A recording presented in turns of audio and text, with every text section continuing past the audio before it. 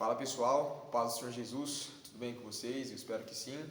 Hoje vocês podem perceber que o ambiente está um pouco diferente, a angulação, o enquadramento está um pouco melhor do que o último vídeo, né? Um pouco melhor.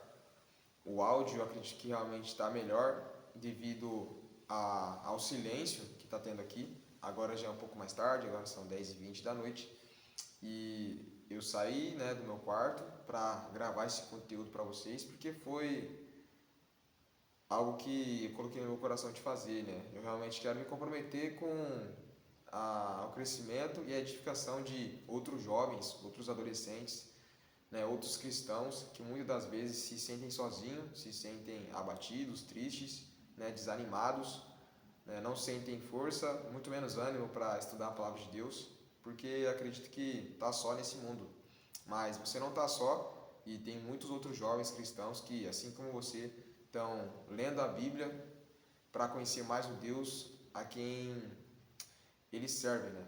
E esse tem sido o meu propósito. Eu fui ensinado desde pequeno a obedecer, a me comportar eticamente, moralmente, enfim, a ter um comportamento aprovado, né? Obedecer pai e mãe, né? Fui criado dentro da igreja, cresci, né, na escola bíblica dominical, frequentando os cultos, porém, hoje com 23 anos de idade, eu acredito que realmente hoje eu posso dizer para vocês o que verdadeiramente é ser cristão. Ser cristão é olhar para si mesmo, reconhecer que você é pó, pecador, que você não tem valor nenhum, que sem Deus, que sem o sangue de Jesus na cruz do Calvário, você vai para o inferno. Essa é a realidade.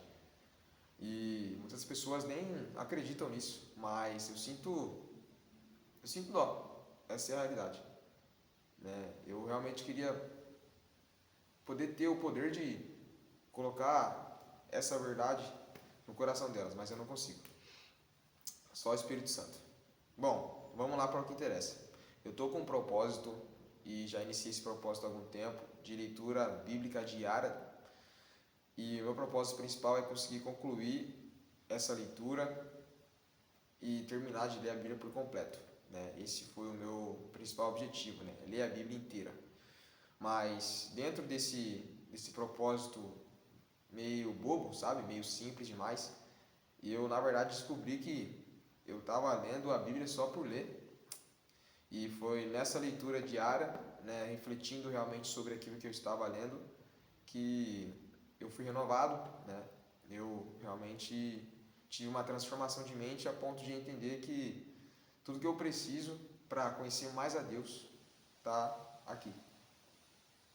Eu sei que é meio difícil comentar sobre ler a Bíblia para conhecer mais a Deus, porque Deus é eterno e a nossa mente ela é finita, né? Ela tem começo, meio e fim.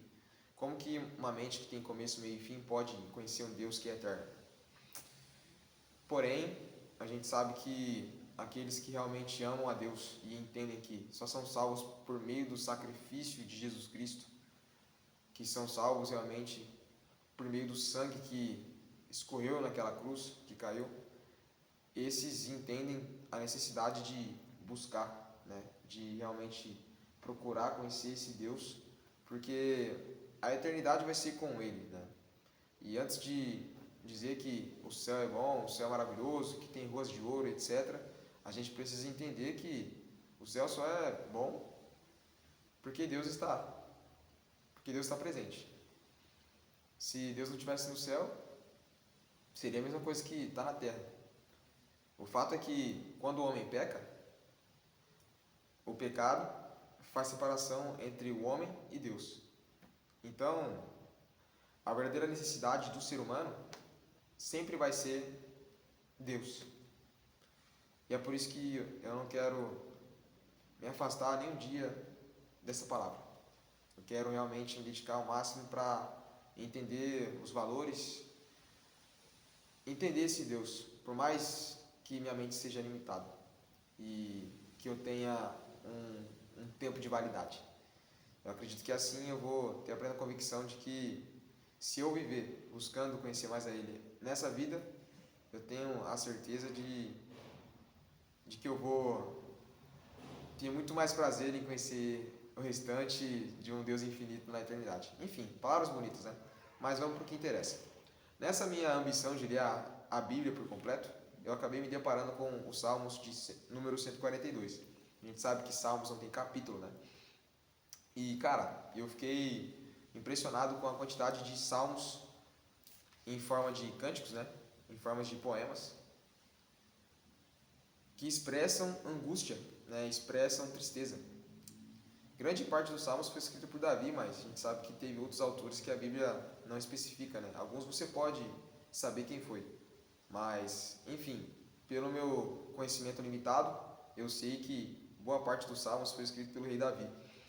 E no Salmo de número 142, a gente encontra Davi numa caverna, né? Davi, ele está sozinho e ele está clamando ao Senhor. Ele está pedindo por socorro, né? Essa é a verdade. A Bíblia diz que ele derrama sobre Deus o seu lamento, né? Que ele basicamente prostra a sua alma, né? Que ele derrama a sua alma sobre Deus, os seus pavores, suas inseguranças. É como se Davi se encontrasse realmente em uma depressão. Essa é a verdade. É como se Davi estivesse depressivo. Tanto é que no verso de número 4, ele diz que olha para a direita, olha para a esquerda, olha ao seu redor, ele olha para o ambiente e não acha ninguém que se importe com a sua vida. Normalmente as pessoas que são angustiadas, tristes, depressivas, elas se sentem sozinhas. Elas se sentem tristes, né?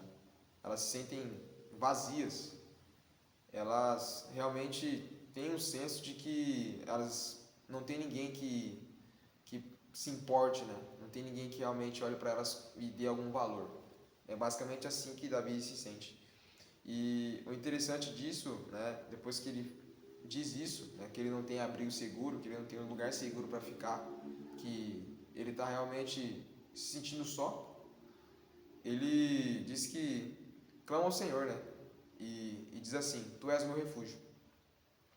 E aqui chega um dos pontos principais da minha reflexão, pois quantas vezes a gente não está triste, não está abatido, não está angustiado, não está desanimado com a vida?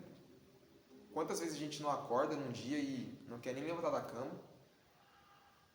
É como se você não tivesse amigos, por mais que você tenha, por mais que você tenha pessoas que se importam com você. Existem aqueles dias que simplesmente você não quer saber, né? Você não tem ânimo, você não tem uma expectativa, você não tem objetivos. Mas Davi, ele coloca Deus como refúgio. E isso mostra também um ponto muito preocupante quando eu falo de nós mesmos, sabe? Muitas das vezes que a gente fica angustiado, abatido e triste, a gente nem lembra de Deus para orar. Pelo menos era isso que eu fazia. Eu chamava algum amigo para conversar, queria arrumar alguma coisa para fazer, queria ocupar minha cabeça com algo para tentar esquecer que eu estava desse jeito, sabe? Que eu olhava para minha vida e não via valor nenhum, né? Eu olhava para o redor e parecia que ninguém se importava comigo. Essa é a verdade. Ou seja, basicamente Davi estava ali num momento de depressão. Não estou dizendo para você que você tem que procurar só Deus, tá?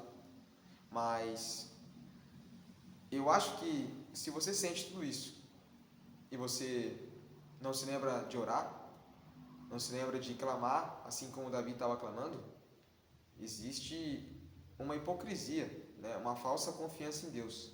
Essa é a verdade. Porque se nós realmente amássemos a Deus de verdade, se Deus fosse nossa prioridade, ou o nosso refúgio, assim como Davi disse, a primeira pessoa, não podemos chamar Deus de pessoa, mas podemos chamar Jesus de pessoa, enfim, né? Porque foi um ser humano que passou por aqui, mas sendo Deus, seria a primeira alternativa que a gente teria seria realmente se prostrar diante de Deus e derramar nossa alma assim como Davi fez. Não dá para viver carregando cargas e dizer que Deus é o nosso refúgio. Quantas vezes a gente não vai no culto e fala: o Senhor é tudo para mim, mas você nem lembra de Deus na semana. Você nem ora entregando suas preocupações. Quantas vezes você se sentindo triste desse jeito que você pode estar se sentindo agora vendo esse vídeo? Lembrou de Deus? Se ajoelhou, fechou seus olhos e derramou sua alma, derramou seus desejos, sua angústia, seu desânimo, sua depressão, expressou com tanta verdade, assim como Davi expressou sua decepção, seu desânimo quanto à vida. Estar no ambiente e se sentir perdido. Quantas vezes você expressou isso e colocou isso em oração diante de Deus? A pergunta principal é: quem é o seu refúgio? Essa é a pergunta. Quem é o seu refúgio? No final do verso,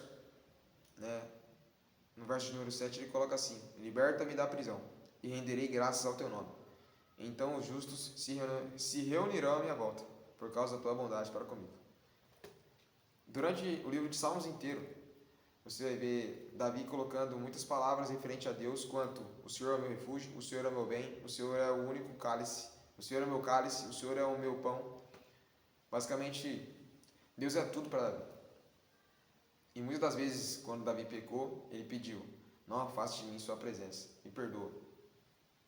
Eu acho que isso mostra o que realmente é importante para o ser humano.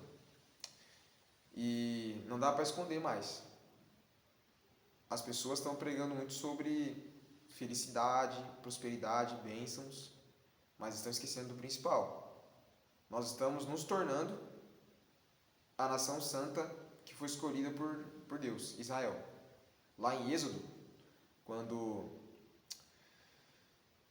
Deus, depois de fazer diversos milagres, enfim, abriu o mar vermelho para o povo passar, matar os egípcios, faraó, e o povo comer o maná do céu, comer carne, Deus provê todas as suas necessidades.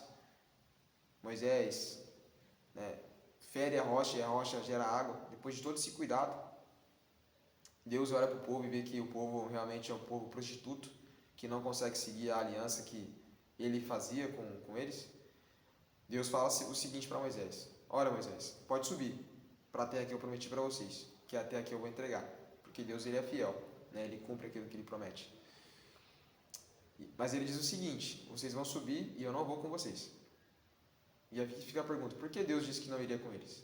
Justamente porque se Deus continuasse com aquele povo, diz que provavelmente ele mataria o povo antes de chegar na terra prometida, por conta do coração do povo ser totalmente pecaminoso e contrário. Mas uma coisa me chama a atenção: Moisés diz o seguinte: se tua presença não for conosco, não nos faça sair daqui. Será que você é um Moisés desse tempo? No tempo onde as pessoas estão preocupadas mais em receber aquilo que Deus tem para dar do que receber o próprio Deus? Moisés foi bem claro: se a sua presença não for conosco. A presença de Deus é o mais importante. Que Deus abençoe você que está assistindo esse vídeo. Eu espero ter te ajudado. Que se de alguma forma você está passando por isso, se sentindo sozinho, sentindo todas essas emoções que Davi expressa nesse salmo, você possa se derramar diante de Deus e reconhecer Ele como seu refúgio. Deus sempre vai ser mais importante. Tamo junto.